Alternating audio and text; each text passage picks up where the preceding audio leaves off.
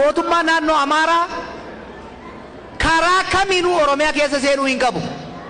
Kuni uummattoota lamaan kana jidduutti ibidda hin dhaamne kaabsisuudha. Mootummaan kun dongoraan dongora dabalaa akka hin deemne ergaa dabarsuun barbaada.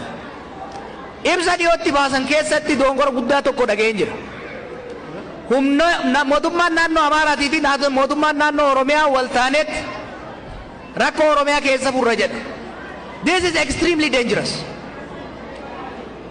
Humni mootummaa naannoo Amaaraa karaa kamiinuu Oromiyaa keessa seenuu hin qabu.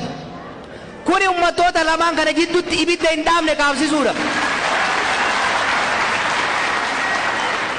By no means should the Amara regional forces be allowed into Oromia. By no means.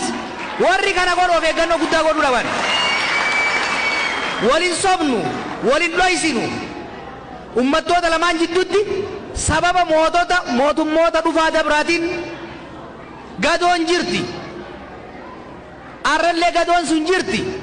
Yeroo itti gadoo san gatteenyee uummanni Oromootiif Amaaraa hoggansi Oromootiif Amaaraa itti furru malee yeroo balaa ibidda Oromiyaa keessa jiru irratti humna Amaaraa keessaa hidhate finnee furre jechuun ummata Amaaraatiif ummata Oromoo wal fichisiisu.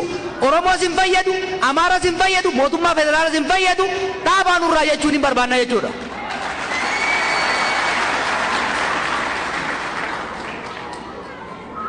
Oromoofis sabaaf sablammoota maraafis mootummaafis warra mootummaa qawweenis haa taatu qawwee maleen mormuunis ergaan kaafaa'oon qabu tokko. Ergaan kaafaa'oon waggaa 4 irraatti qabaachaa ture, waggaa 25 irraatti qabaachaa ture, waggaa 2 irraa qabaachaa ture, arrallee qabaachaa jiru tokko. Biyya saniif lolli hin baasu, wal waraansi hin baasu. Wal waraansa kafidu immoo waa lama jennee tamanna. Tokkoffaa sirna abbaa irreetti olaantummaa garee tokko olaantummaa paartii tokkootiin sirna abbaa irree ijaaruudhaaf yaaluudha.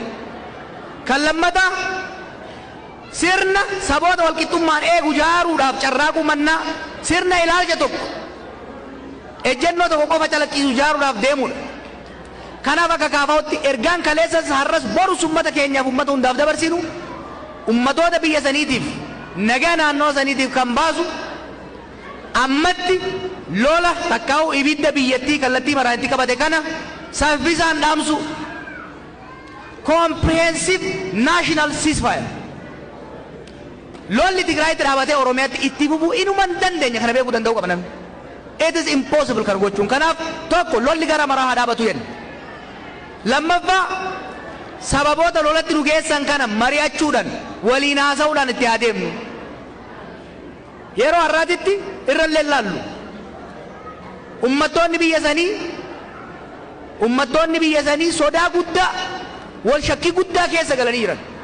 Wal shakkii guddaa kana bira dabree bakkoota adda addaatti mootummaaf humna hidhate qofa osoo hin ta'in gartuuleen bifa adda addaatiin uummata keessaa bayan wal rukututti jiran. Kana hanqisuudhaaf gara mariitti deebi'uun barbaachisaadha. Akka kaafaa'utti kaamannu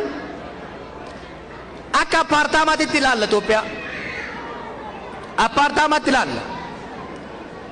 Apartaamaa san keessatti saboonni hundi mana mataa ofii qabaatu. Waliigalatti immoo wal ta'anii nagayaas qulqullinas eeganii mana ofiin bulchuu apartaamaa saniin immoo hin bulchu. Kana jechuun sirna federaalizimii ijaaruutu nu fayyadaa jennee amanna. Nagaan nu barbaachisaa, sirna dimokiraasii nu barbaachisaa, sirna federaalizimii nu fayyisaa, kanan nu wayya jechaa jirra. Kana gochuudhaaf mootummaan osoo yeroon hin dabarre wanni waan nuuf yeroo dabraafi waan nuti waggaa 4 irraa jechaa turre har'a mootummaan jechaa jira. Marii biyyoolessaa jennee gaafan waan nu san eenyu wajjin mari'anne jedhanii nu hidhan. Marii biyyoolessaa seenaa jedhanii nutti waadaa jiran har'a. But it's too late saniif. Har'as nagaa barbaachisaa lolli haa dhaabatu jenna. Humnaan cabsinaa jechaa deeman. Humnaan cabsinaan biyya cabsuudha. Saba wal cabsisiisuudha. Mootummaa sirna biyyaa laaffisuudha. Kana sirreessuu qabnaa jenna.